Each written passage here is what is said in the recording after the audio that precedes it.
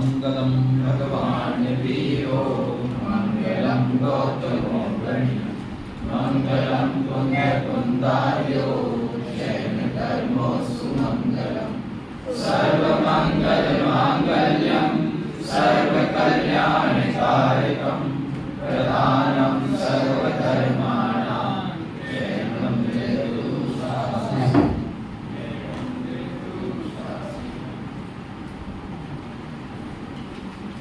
आचार्य अकलंक देवी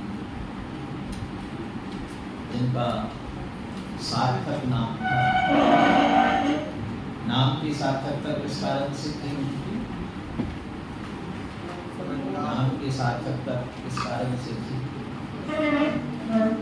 एकांतवादियों ने जो जड़ मत को, जनवाणी को कलंकित किया था, उसे तर्क से, युक्तियों से सिद्ध करते हुए कलंक रहित कर दिया, इसलिए अकलंक। मुख्य रूप से बौद्ध मत उस समय बहुत प्रचलित था, तो बौद्ध मत वालों से वाद विवाद करके उनको वाद विवाद में हराया। कुछ घटना भी आती है, बौद्धों से वाद विवाद हुआ तो उन्होंने ये जाना कि तो बहुत तर्क और बुद्धि से श्रेष्ठ है, जीत नहीं सकते हैं, तो पर्दे की आड़ में वाद विवाद करेंगे। और पर्दे की आड़ में दूसरी तरफ घट में तारा देवी को स्थापित किया।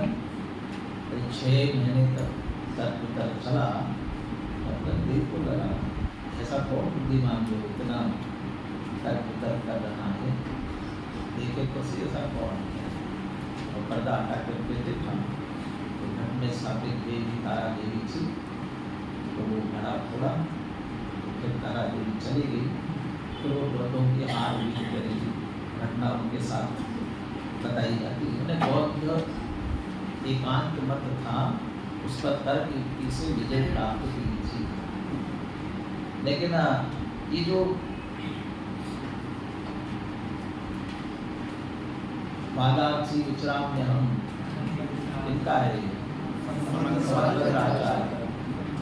मैं तो वाद के लिए वादार्थी विचराम्यम नर्तते साधु विपरीतम, सिंह की तरह हम विचरण कर रहे हैं बात करने के लिए। यह शास्त्र शक्ति सा वधितु पुरतो, जैन निर्ग्रंथवादी, हम जैन निर्ग्रंथवादी खड़े हैं, यही सच्चा तत्व है।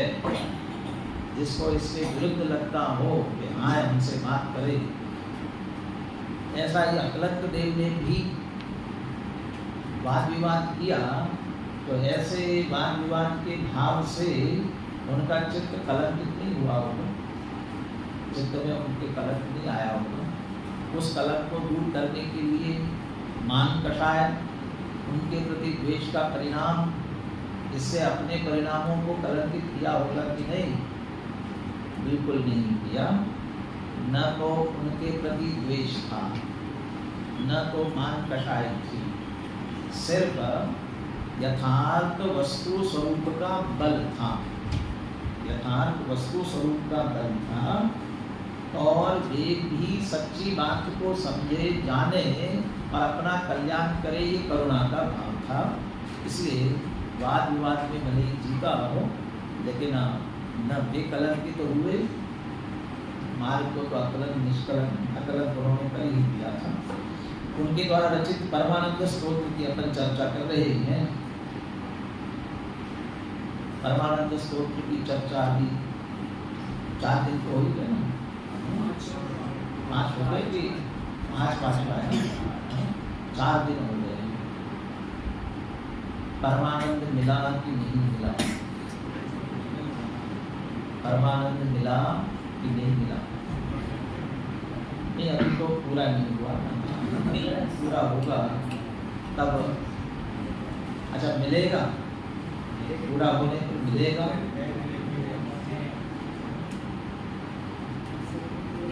सर्वोत्कृष्ट आनंद तो अनंत और सिद्ध भगवंतों को मिलेगा, भूमिका अनुसार मुनिराजों को मिलेगा। सम्यक दृष्टि ज्ञानी धर्मात्माओं को मिलेगा, तो हमें मिलेगा कि नहीं मिलेगा? परमानंद। कदाचित पढ़ने के बाद भी ऐसा लगे मिला तो है ही नहीं, मिला तो नहीं है, कम से कम इतना निर्णय भी हो जाए वास्तविक परमानंद की प्राप्ति का मार्ग क्या है, और जिसके लक्ष्य जिसके आश्रय से परमानंद की प्राप्ति होती है यही मार्ग है। इतना निर्णय में भी आ जाए तो भी समझ लेना कुछ मिला। धौला में ऐसा लिखा ना, यदि रुचि पूर्वक एक बात भी सुने तो वह बात अंतरंग में जिनवाणी की बात ऐसे धारणा में और संस्कार में चली जाती है, आगामी भाव में आकर के पुनः उपस्थित होती है और अपने कल्याण के लिए निमित्त बनती है। तुम्हारे अंदर ये बात यदि बैठ जाएगी, ये मार्ग है वास्तविक परमानंद का, तो वो अभी ना कदाचित मिले तो भी बात सच्ची यही एक ख्याल में आ जाए तो आगे भी हमारे लिए निमित्त बन सकती है। छठे सातवें श्लोकों की कल अपन ने चर्चा की थी। सातवें छंद में पंडित अर्थात ज्ञानी किसको कहा? सातवें छंद में पंडित और ज्ञानी किसको कहा? मैं दोहराने के लिए आपसे ही पूछ रहा हूँ। परमानंद के लिए जो आत्मा का ही सेवन करते हैं, परमानंद की परमानंद का एक कारण है। जैसे वो पाठ भेद की भी थोड़ी चर्चा भी करते हैं, अभी पहले विषय से जोड़ दूँ फिर उसकी बात कर लेंगे। तो पाठ भेद एक आया था ना, एक और आगे भी कोई पाठ भेद आने वाला है, तो है अंतर थोड़े कहीं कहीं, लेकिन भाव मुख्य रूप से नहीं बदलता उसमें से। मैं यहाँ इसलिए कह रहा हूँ, छठवां जो श्लोक है ना, सदानंदमय जीवम यो जानाति संप्रकृता स सेवते निजात्मानम्, मेरे चित्त में वो चौथा चरण जो है ऐसा बैठा हुआ था, परमानंदैक कारणम, परमानंदैक कारणम। वो लेकिन शायद अक्षर ज़्यादा होते हैं, मूल तो परमानंद कारणम ही है।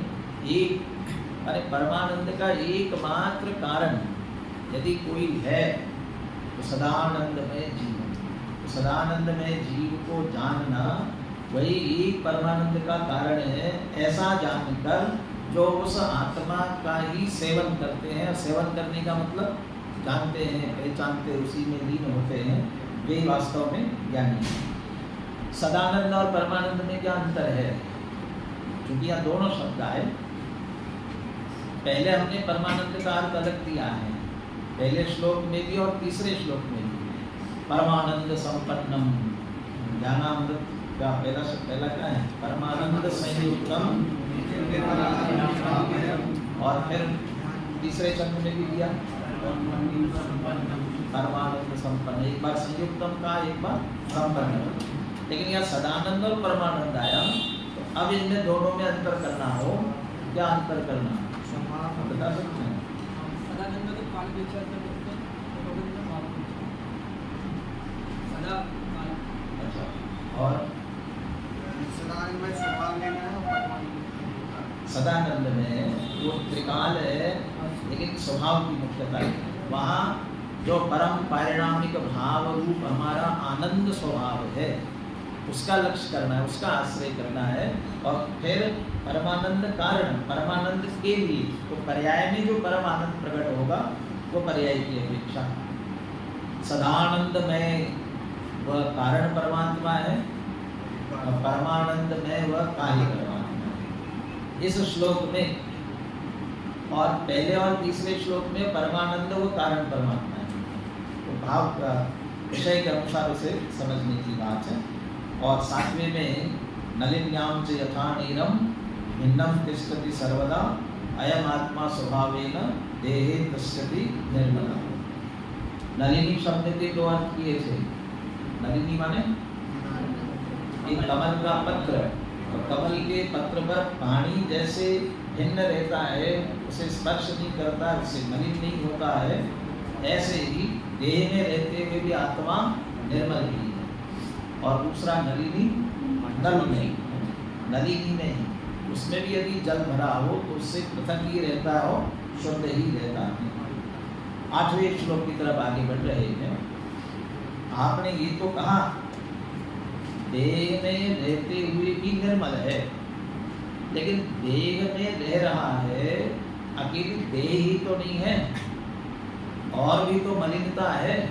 देह के कारण तो मलिन नहीं होता, और जो चीजें उसके कारण से तो मलिन हो सकता है, कहते हैं उनसे भी रहित है, इसलिए वह शुद्ध ही है।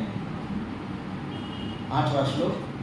द्रव्य कर्म मलैर्मुक्तम् द्रव्य कर्म मलैर्मुक्तम् भाव कर्म विवर्जितम् भाव कर्म विवर्जितम् नो कर्म रहितं विद्धि नो कर्म रहितं विद्धि निश्चयेन चिदात्मना निश्चयेन चिदात्मना। पीछे लक्षण बता दिया था, शुद्ध चैतन्य लक्षणम, शुद्ध चैतन्य जिसका लक्षण है। ये लक्षण आत्मभूत है कि अनात्मभूत है? हाँ जी, आत्मभूत। और आत्मभूत लक्षण किसे कहते हैं? स्वरूपानुप्रविष्ट, स्वरूप में प्रविष्ट। और वो जो आत्मभूत लक्षण स्वरूप में प्रविष्ट होता है वह त्रैकालिक लक्षण होता है, त्रैकालिक लक्षण है वह। बाकी जो अनात्मभूत लक्षण है वो तो संयोग से वो तात्कालिक निर्णय के लिए बनाया गया है। तो ये चैतन्य, शुद्ध चैतन्य चिदात्मना, ऐसा जो चैतन्य स्वरूप आत्मा है, चैतन्य लक्षण वाला आत्मा है, जब हम उसे निश्चय से देखते हैं, निश्चय क्या दिखाई देता है? देहे तिष्ठति, देह में रह रहा है। निश्चय से देह में नहीं दिखेगा, देह में रह रहा है परंतु निर्मला शुद्ध। लेकिन कोई कहे कि देह में तो रह रहा है, इन कर्मों से बंधा कि नहीं बंधा, देह में तो रह रहा है लेकिन उसके कारण मलिन नहीं है। लेकिन 8 कर्मों से बंधा, कर्म का बंधन है, इस कारण से तो मलिनता आ जाएगी, अशुद्धता आ जाएगी। नहीं, कर्मों के कारण से भी अशुद्धता नहीं आती है। 4 अघाती कर्म अरहंत भगवान के लिए है। अरहंत भगवान के 4 अघाती कर्म बाहर शरीर होते हुए भी अनंत चतुष्टय से संपन्न है। अनंत ज्ञान, अनंत दर्शन, अनंत सुख, अनंत वीर, इतनी निर्मलता, इतनी शुद्धता प्रकट कर चुके हैं। कहाँ उससे मलिनता आती है? उससे तो मलिनता नहीं आती कदाचित, लेकिन जो मोह राग द्वेष से सहित है, मोही रागी द्वेषी, तो मोह राग द्वेष इसके कारण से तो मलिनता आ गई ना। निश्चय न मोह राग द्वेष से सहित, संयोग से, कर सापेक्ष से, अशुद्धता से युक्त सहित, ये जो व्यवहार का दृष्टिकोण है, व्यवहार से देखेंगे तो ऐसा ही है, लेकिन अब दृष्टि बदल करके निश्चय, निश्चय की दृष्टि से यदि देखते हैं तो इन सब से वह रहित है।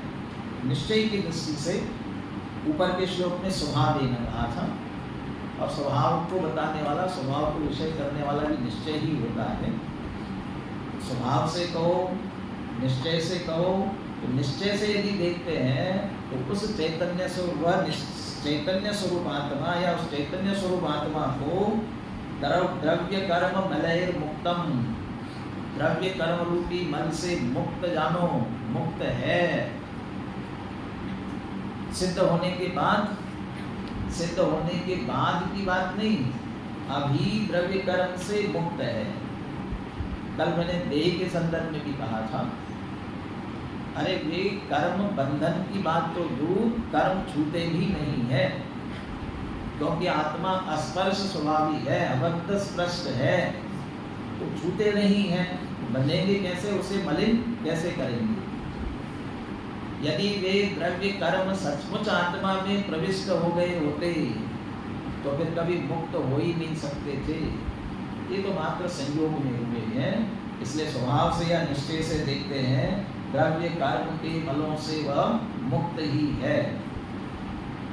भाव कर्म विवर्जितम, और जो मोह राग द्वेष है ना, वो भी आत्मा में प्रवेश नहीं करते हैं।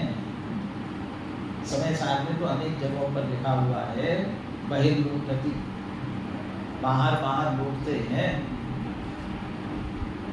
आत्मा को एक शब्द दिया जाता है, एक विशेषण दिया, खास करके समय सार में आचार्य अमृतचंद्र देव ने, आत्मा विज्ञान घन स्वभावी है। कैसा है? विज्ञान घन। घन किसे कहते हैं? कि ये जो लोहार होता है और लोहे के औजार बनाता है, तो लोहे के औजार बनाने के लिए, उसको आकार देने के लिए जिस हथौड़े से पीटता है ना, उसे घन कहा जाता है। और वो जो घन होता है बहुत ठोस होता है, इतना ठोस होता है कि जैसे लकड़ी में कील ठोकने की कोशिश करते हैं तो कील चली जाती है। और एक थोड़ा बहुत लोहे में से भी थोड़ा कमजोर लोहा होगा तो उसको हम किसी से वो करें तो हो सकता है वो भी बिखर जाए, लेकिन वो जो घन होता है इतना ठोस होता है, उसमें कील ठोकने की कोशिश करोगे तो कील जा नहीं सकती है। ऐसा ठोस आत्मा भी ज्ञान का ऐसा ठोस पिंड है, उसमें और कोई चीज प्रवेश नहीं करती। स्वभाव विज्ञान घन स्वभाव, तो विज्ञान घन स्वभाव इतना ठोस है, इसमें रागादि प्रवेश नहीं करते हैं। रागादि का प्रवेश स्वभाव में नहीं होता है। बहिर्लुठति का मतलब पर्याय में होते हैं, वर्तमान पर्याय में हो रहे हैं, लेकिन पर्याय में हो रहे द्रव्य स्वभाव में भी प्रवेश नहीं करते हैं। आपकी सिमंदर पूजन के जो फल का छंद है ना, उसमें ऐसा शब्द दिया, चैतन्य सदन के आंगन में पाटों से पैदा हो जाती चैतन्य सदन के आंगन में। और ऊपर वो शुभाशुभ भावों की बात, वो छंद बात में पढ़ लेना, मिला लेना उसे। वो भाव कर्म की ही बात है। शुभाशुभ भाव, विकारी भाव, मोह राग द्वेष के भाव जो है कहाँ होते हैं? चैतन्य सदन के आंगन में। माने आंगन में बाहर होते हैं।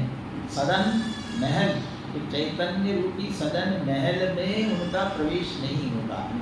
चैतन्य के सदन में प्रवेश नहीं करते हैं, पर्याय में होते हैं। पर्याय विनाशी के हैं, पर्याय नष्ट होती तो विकार जाते रहते हैं। स्वभाव वैसा का वैसा बना रहता है। बड़े पंडित जी का वाक्य है ना, विभाव का सर्वदा सद्भाव रहता नहीं है, और स्वभाव का कभी अभाव होता नहीं है। स्वभाव का कभी अभाव नहीं होता, और विभाव का सर्वदा सद्भाव रहता नहीं। ये विभावी परिणाम है, पर्याय में होते, पर्याय के साथ नष्ट हो जाते हैं। आत्मा वैसा का वैसा बना रहता है। इसलिए नो कर्म रहितम निश्चयेन विद्धि भाव कर्म विवर्जितम, भाव कर्म से रहित है। और जहाँ आत्मा में उत्पन्न होने वाले विकारी भाव, वे विकारी भाव जिससे हो रहे हैं, वो उसका निमित्त तो कर्म का उदय है ना। तो कर्म वे ही आत्मा के नहीं है, तो देह आत्मा की कैसे हो सकती है? इसलिए नो कर्म रहितम, शरीर से भी रहित। निश्चय वर्तमान में देखा जाए, निश्चय से दृष्टि बदल करके देखे तो यहाँ पर शुद्ध आत्मा इसमें विराजमान, इनसे रहित, वो शुद्ध है। अपनी आत्मा को हम ऐसा जाने, वो परमानंद कारण, वो उससे हमें वास्तविक अतीन्द्रिय आनंद और परमानंद की प्राप्ति होगी। तो ये विविध ग्रंथों के माध्यम से आत्मा को हम कैसे जाने, इसकी प्रेरणा देना चाहते हैं। तो उसकी शुद्धता,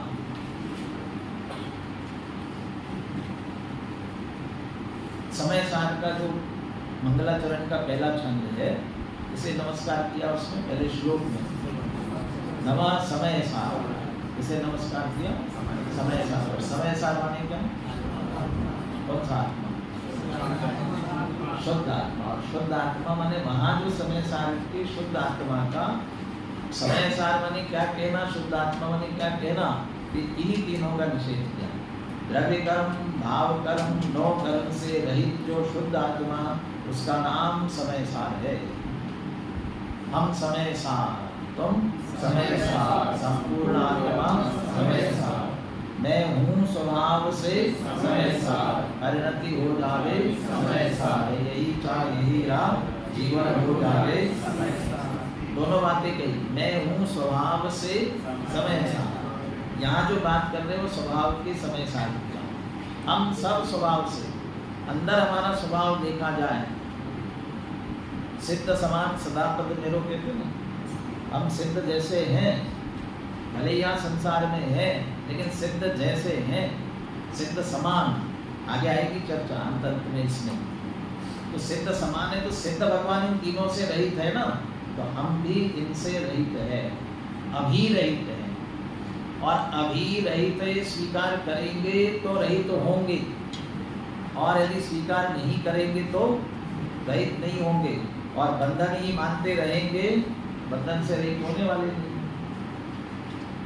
देश को स्वतंत्र करने के लिए, देश को आजाद करने के लिए लोकमान्य तिलक ने एक नारा दिया था। लोकमान्य तिलक ने क्या कहा था? स्वतंत्रता हमारा धर्म सिद्ध अधिकार है और हम लेकर रहेंगे। कब नारा दिया था? 15 अगस्त 1947 के बाद। पहले दिया था जो स्वतंत्र थे, परतंत्र थे। तो परतंत्रता में ये ज्ञान करा रहे हैं कि स्वतंत्रता हमारा अधिकार है और लेकर रहेंगे। माने हम स्वतंत्र है, हमारा अधिकार है। ये तो बाहर से आकर के इन्होंने जबरदस्ती हमारे ऊपर राज्य किया है, ये बाहरी है। ऐसे ही ये तीनों चीजें बाहरी, द्रव्य कर्म, भाव कर्म, नो, ये सब बाहरी है।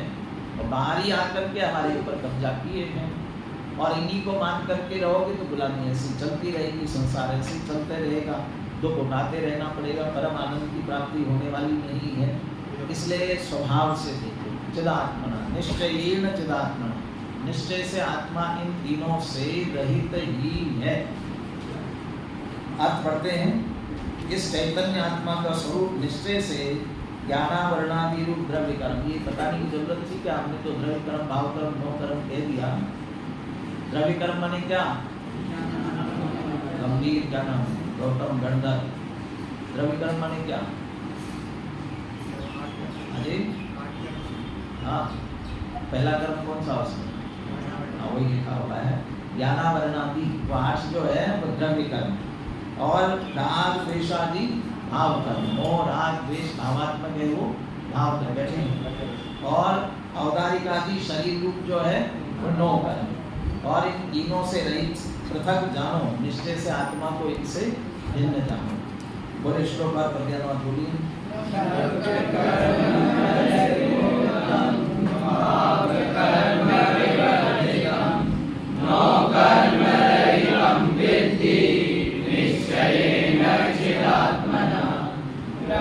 कर्म मल से रहित, भाव कर्म से शून्य, निश्चय से यह आत्मा है नौ कर्म विहीन। आत्मा के इतने स्वरूप की चर्चा करने के बाद पुनः जो मूल विषय है आनंद, उस पर आते हैं। आनंद है कहाँ और जिन्हें मिलेगा उन्हें कैसे मिला, ये आगे के श्लोकों में बताएंगे। और जिन्हें नहीं मिल रहा है उन्हें क्यों नहीं मिल रहा है। 9वां श्लोक। आनंदम ब्रह्मणो रूपम, आनंदम ब्रह्मणो रूपम, निज देहे व्यवस्थितम, निज देहे व्यवस्थितम, ध्यानहीनान् पश्यन्ति, ध्यानहीनान् पश्यन्ति, चात्यन्धा इव भास्करम्, चात्यन्धा इव भास्करम्। निज देहे व्यवस्थितम ब्रह्मणः रूपम आनंदम। इसी देह देवालय में विराजमान जो ब्रह्म है, ब्रह्म माने ब्रह्म, शुद्ध आत्मा को ब्रह्म कहते हैं। तो समय साल की भाषा टीका लिखने वाले पंडित जयचंद्र छाबड़ा वो वाच्यवाचक संबंध बताते हैं ना, तो वाच्यवाचक संबंध बताते हुए कहते हैं शब्द ब्रह्म पर ब्रह्म में वाचक वाच्य लियो। जिनवाणी शब्द ब्रह्म है और आत्मा पर ब्रह्म है, वो उत्कृष्ट आत्मा, शुद्ध आत्मा, वो वाचक वाच्य। वो जिनवाणी शब्द बता रहे हैं और आत्मा को बता रहे हैं। शुद्ध ब्रह्म परमात्मा, शब्द ब्रह्म जिनवाणी और शुद्धात्म साधक दशा नमो योगवाणी। तो शुद्ध ब्रह्म परमात्मा, तो परमात्मा है वो शुद्ध ब्रह्म, उसे ब्रह्म कहते हैं। वो ब्रह्म जो शुद्ध आत्मा है वह आनंद स्वरूप है, वह रूपम ब्रह्मण रूपम, आनंदम ब्रह्मण रूपम। जिस आनंद को हम प्राप्त करना चाहते हैं वो अपनी आत्मा का स्वरूप है, शुद्ध आत्मा का। कौन सी आत्मा का? जो सिद्ध शिलापर सिद्ध भगवान, अशरीरी सिद्ध भगवान हुए उनका, कि उन्हें तो प्रकट कर लिया। निज देहे व्यवस्थितम, इस देह देवल में विराजमान जो अपना शुद्ध आत्मा है उसका भी आनंद रूप है। यदि आनंद प्राप्त करना है तो क्या करना चाहिए? जहाँ आनंद है वहाँ प्रयास करना चाहिए। और हमारा सारा प्रयास जहाँ आनंद नहीं है वहाँ हो रहा है। कहाँ? पांच इंद्रिय विषय भोगों में, भोगों को अमृत फल जाना, विषयों में इससे मस्त रहा, उनके संग्रह में ये ऊपर में व्यस्त रहा। अरे इकट्ठा कर रहे हैं क्योंकि इनसे मिलेगा, ये सोच कर हम इनको इकट्ठा कर रहे हैं। ये इनमें है नहीं ना, इनको भोग कर हमारी इच्छा पूरी होगी और हमें सुख मिलेगा ऐसा मान रहे हैं, लेकिन उनमें है ही नहीं तो मिलेगा कैसे? कितना भी करते रहो तो मिलने वाला नहीं है। रज रेत टेले रात दिन पर, तेल जो पावे नहीं। और वो दो तीन उदाहरण थे ना उसमें, वो पानी को मंथन करे दिन रात, जल व्रत हाथ आवे नहीं। रज रेत टेले रात दिन पर, तेल जो पावे नहीं। सद्भाग्य बिन संपदा जो मिलती नहीं। व्यापार में जो आत्मा के भान बिन सुख नहीं संसार। आत्मा के भान बिना सुख नहीं। दो उदाहरण दिए। पानी को कितना मथोगे तो उसमें से घी निकल आएगा? नहीं निकलेगा। कितना भी मथो, क्यों नहीं निकलेगा? है नहीं। और दही को मथोगे तो उसमें से निकल आएगा, क्यों? है उसमें से। तो जो घी लेना चाहते, मक्खन निकालना चाहते हैं, वो पानी को नहीं भिगोते हैं, दही को भिगोते हैं, तो उसमें है। तेल निकालना है तो जिनमें से तेल निकलता है, सरसों है, तिली है, मूंगफली है, जिनमें से निकलता है, इनको तो बेलना माने क्या करते हैं? बेल कर में से तेल निकाल देते, घानी में से निकाल देते हैं, तो है इनमें से। और रेत को बेलेंगे तो नहीं, क्यों?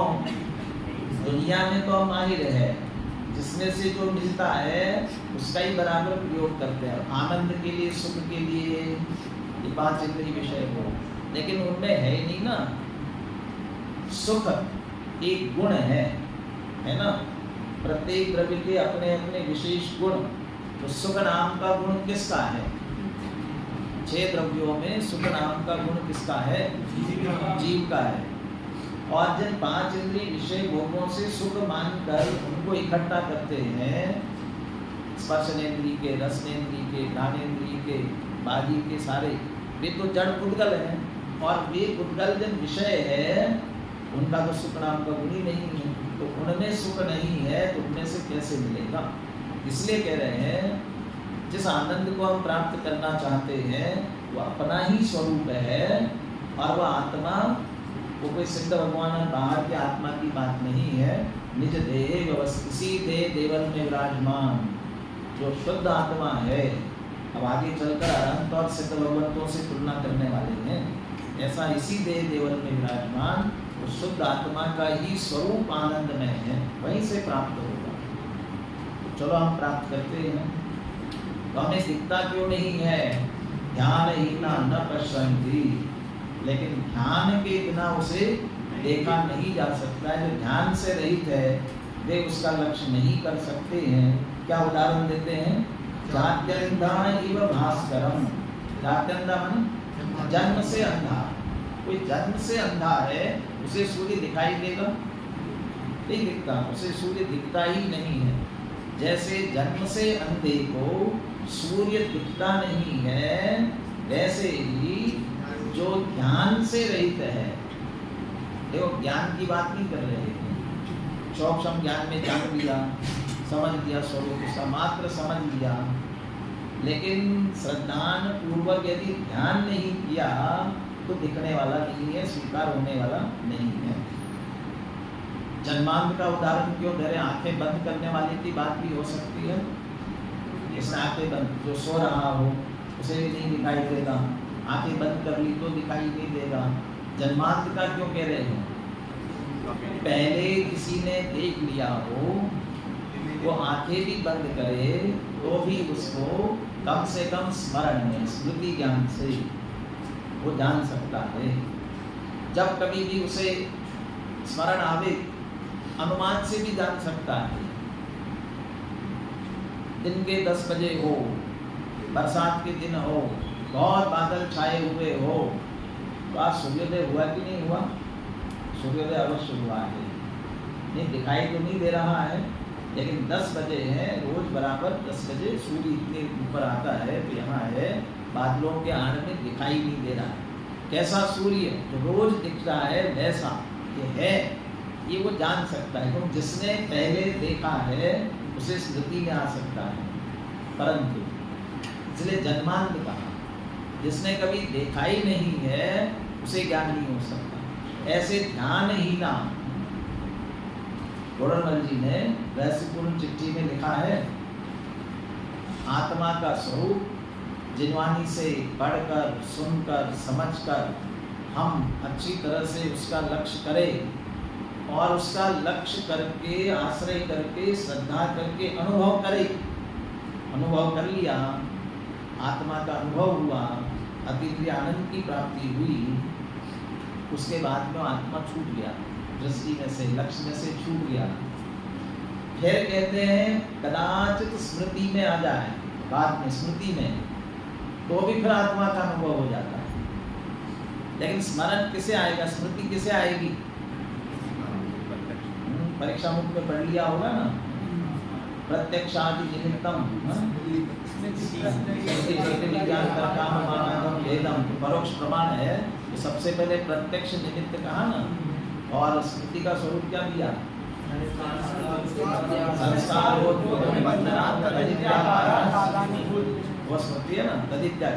संस्कार बोध निबंधन तदित्याकार। जो पहले प्रत्यक्ष देखा था उसके कारण धारणा रूप संस्कार हुआ था, और उसी संस्कार का पुनः उद्बोध हुआ, उसके कारण से वह इस प्रकार जो स्मरण में आ रहा है वो स्मृति। तो आत्मा को जानकर जिसने अनुभव कर लिया, स्वानुभव प्रत्यक्ष कर लिया, उसे फिर से स्मरण में आ सकता है, और स्मरण में आकर के उसे ज्ञान हो सकता है। लेकिन जिसने अभी ध्यान करके प्राप्ति नहीं किया, उसको कह रहे हैं, इसलिए जात्यंधा ही वो भास्करम है, जन्मांध है, उसने कभी देखा ही नहीं है। तो जिसने देखा ही नहीं है, प्रत्यक्ष तो होगा ही नहीं, स्मृति आदि का भी उसका विषय नहीं बनेगा। इसलिए आत्मा अपने देह देवालय में विराजमान है, परमानंद प्राप्त करना है, आनंद उसका ही स्वरूप है। तो उसे जन्मानी से समझकर पहले उसका ध्यान करो तो प्राप्ति हो सकती है। तो ध्यान ही ना न पश्यन्ति कहकर ध्यान की प्रेरणा दे रहे हैं, और अगले छंदों में ध्यान की चर्चा करने वाले हैं। अर्थ देखिए, जैसे जन्मांध पुरुष सूर्य को नहीं जानता है, वैसे ही शरीर के भीतर स्थित परमात्मा के आनंदमय स्वरूप को ध्यानहीन पुरुष नहीं जान पाते हैं। बोले श्लोक का ध्यान बोलिए। आनंदं ब्रह्मणो रूपं निजदेव व्यवस्थितं ज्ञानहीना न पश्यन्ति जात्यन्धा इव भास्करम् निजघट में आया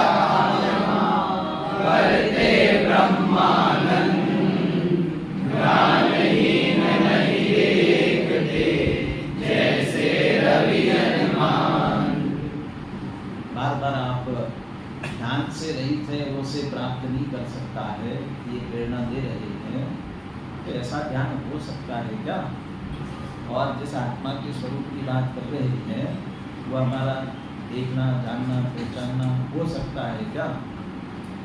हो सकता है। किसे होता है और कैसे होता है, वो आप इस श्लोक में कहने जा रहे हैं। 10वां श्लोक। तद्ज्ञानं क्रियते भव्ये, तद्ज्ञानं क्रियते भव्ये, मनो येन विलीयते, मनो येन विलीयते, तत्क्षणं दृश्यते शुद्धं, तत्क्षणं दृश्यते शुद्धं, चिच्चमत्कारलक्षणम्, चिच्चमत्कारलक्षणम्। भव्यैः तद्ध्यानं क्रियते। भव्य जीवों के द्वारा ऐसा ध्यान किया जाता है। भव्य जीव क्यों कह रहे हैं? भव्य जीव ही क्यों कह रहे हैं? अभव्य नहीं कर सकता, करता तो है, प्रयास तो कर सकता है, करेगा बराबर, उसे होगा नहीं। भव्य को ही होगा, प्राप्ति भव्य को ही हो सकती है। इसलिए सच्चे ध्यान के लिए भव्य की ही आवश्यकता है। और भव्यता में भव्य किसको कहा? भव्य कौन? तत्प्रतिवृत्ति चित्तेन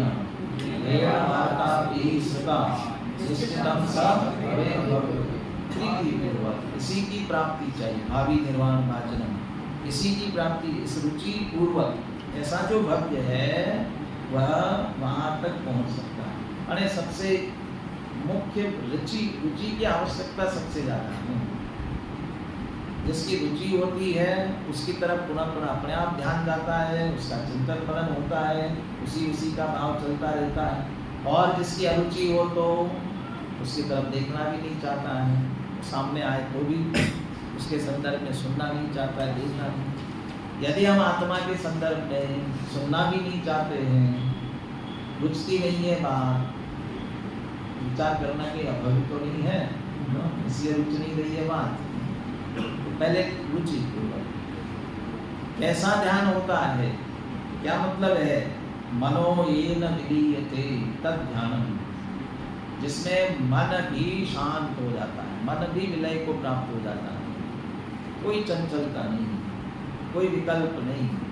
अभी संकल्प विकल्प की बात भी कहने वाले हैं। निर्विकल्पम समुत्पन्नम ज्ञानमेव सुधारसम का निर्विकल्प, सहज होने पर मन विश्रांत को प्राप्त हो जाता है। बनारसीदास जी ने अनुभव का लक्षण दिया। अनुभव का लक्षण क्या है? अनुभव वस्तु विचारत ध्यानते मन भावे विश्राम, रस स्वादत सुख उपजे अनुभव तापो नाम। मन को विश्राम कराना है ना, लेकिन जिसने विश्राम कराना है पहले उसका विचार करना पड़ेगा। ऐसा नहीं कहा कि मन शांत कर दो, कैसे भी शांत करोगे ना मन को, तो जो पहले जिस पे विचार चल रहे थे उसमें शांत हुआ ना, वही चलता रहेगा दिमाग में। इसलिए कह रहे हैं वस्तु विचारत ध्यानते, वस्तु का विचार करो, पहले वस्तु स्वरूप का विचार करो। और वस्तु स्वरूप का विचार करते हुए इस बात पे पहुंचना पड़ेगा, वस्तु स्वरूप का विचार का निर्णय तब होगा इन सबसे भिन्न मैं चैतन्य स्वरूप आत्मा हूँ, ये निर्णय किया तो समझ लेना आपने वस्तु स्वरूप जाना। यदि हाँ ये 6 द्रव्य है, 7 तत्व है, ये सब समझ लिया, इसका मतलब स्वरूप नहीं जाना अभी आपने, असली जो प्रयोजन है उसका वहां तक नहीं पहुंचे। सब जान लिया और ये नहीं जाना तो कोई तात्पर्य नहीं है। जीव जुदा यही तत्व का बाकी जो कुछ है यही का विस्तार। तो ये जाना कि नहीं, ये भिन्न है, माने इनसे भिन्न है चैतन्य स्वरूप आत्मा। तो उस वस्तु स्वरूप में और यहाँ तक जितनी आत्मा की विशेषता बताई है ना, वो आत्मा के स्वरूप का विचार।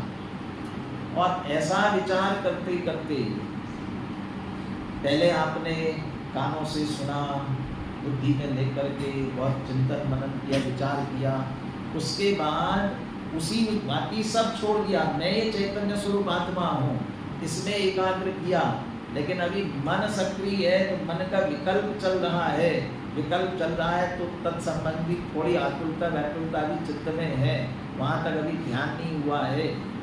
मनो येन विलीयते, तो मन भी जब विलीन हो जाता है तब ध्यान, वो ध्यान जहाँ मन भी शांत हो जाए, मन भी विश्राम को प्राप्त हो जाए। मति श्रुत ज्ञान दो है ना हमारे पास, तो मति ज्ञान 5 इंद्रियों के विषयों को जानता रहता है। मति ज्ञान की मुख्यता जो है ना, तो 5 इंद्रिय विषय पर में भी मुख्य रूप से उद्गल विषय बनता है, वो वही विषय देखता रहता है। मति ज्ञान जब स्वरूप का विचार करेंगे तो मति ज्ञान स्वसम्मुख हो जाता है, 5 इंद्रिय के विषय छूट जाते हैं, स्वसम्मुख हो।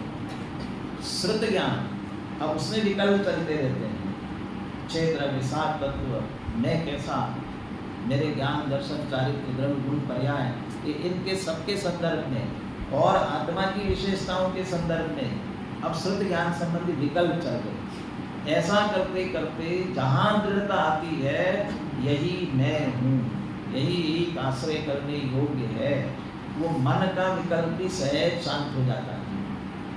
अब दादा से जो बहुत अपन सुन ही रहे हैं, सहज सहजता, तो सहज ये सारी प्रक्रिया सहज होती जाती है, और होते होते मन जहाँ विलीन हो जाता है तब ध्यान। तो भव्य जी मन को विलीन करते हुए ऐसा ध्यान करते हैं, मन की एकाग्रता करते हैं, उपयोग की एकाग्रता करते हैं, और जैसे ही मन एकाग्र होता है तत्क्षणं दृश्यते शुद्धम चित चमत्कार, उसी समय क्या दिखाई देता है, शुद्ध चित चमत्कार लक्षण, चैतन्य चमत्कार जिसका लक्षण है। चमत्कार क्यों कह रहे हैं, यही चमत्कार, सारा चमत्कार उसी का है, दुनिया के भी सारे चमत्कार उसी के हैं। जितना आपको विज्ञान में दिखाई देता है वो तो ज्ञान का भी, ज्ञान ही का तो है सब कुछ, इसलिए चैतन्य का चमत्कार सर्वोत्कृष्ट चैतन्य है। इसलिए चित चमत्कार लक्षणम शुद्धम दृश्यते तत्क्षणम दृश्यते, उसी समय। मैं तो हमेशा कहता हूँ, पानी है ना, पानी में अपना प्रतिबिंब दिखता है कि नहीं दिखता है, दिख सकता है कि नहीं दिख सकता, दिख सकता है, दिखता क्यों नहीं है, जब भी देखते हैं तो उसमें 2 शर्त है। कैसा पानी होना चाहिए, स्वच्छ होना चाहिए और स्थिर होना चाहिए, माने उसमें कीचड़ कूड़ा करकट ये मलिनता नहीं होना चाहिए और चंचलता नहीं होना चाहिए। ऐसे ही अभी मैंने जो कहा ना, मति ज्ञान 5 इंद्रिय विषयों को बाहर जाने का देखेगा, उसे राग द्वेष होते हैं, मलिनता होती है, इसलिए उससे रहित और श्रुत ज्ञान से अपना विचार करना, अपना ही, परद्रव्यों का भी नहीं, अपना ही, तो उसमें चंचलता होती है। और जब तक राग द्वेष की मलिनता या चित्त की चंचलता होगी तब तक शुद्धम चित्त चमत्कार लक्षणम न दृश्यते, तो शुद्ध चित्त चमत्कार लक्षण नहीं दिखाई देगा। और जैसे ही राग द्वेष की मलिनता और चित्त की चंचलता शांत हो जाती है, पानी शुद्ध और स्थिर होता है, उसमें जैसा प्रतिबिंब दिख सकता है, ऐसे ही उस निर्मल और क्या कहना चाहिए, निर्विकल्प, विकल्प से परे ऐसा जो हमारा ज्ञान या चित्त हो जाता है, उसमें वह तत्काल दिखाई देता है, वो ध्यान। और जो ऐसा ध्यान करते हैं, आत्मा का ध्यान हुआ ना, आत्मा विषय बना ना, आत्मा से जुड़े ना, जैसे ही करंट में ही बिजली में तार जोड़ते हैं वैसे ही लाइट जलती है ना, क्यों? क्योंकि जहाँ जोड़ रहे हैं उसका भंडार है वो बिजली का, इसलिए उससे जुड़ते ही प्रकाश हो जाता है।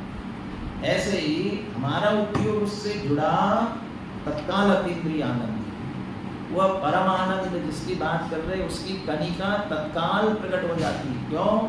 आनंदम ब्रह्मणो रूपम, तो उसका स्वरूप है, इसलिए उसके द्वारा वो निश्चित रूप से प्राप्त हो जाता है। उसका उपाय एकमात्र वास्तव में ही ध्यान है। ध्यान ज्ञान और सद्धान के बिना होता नहीं है।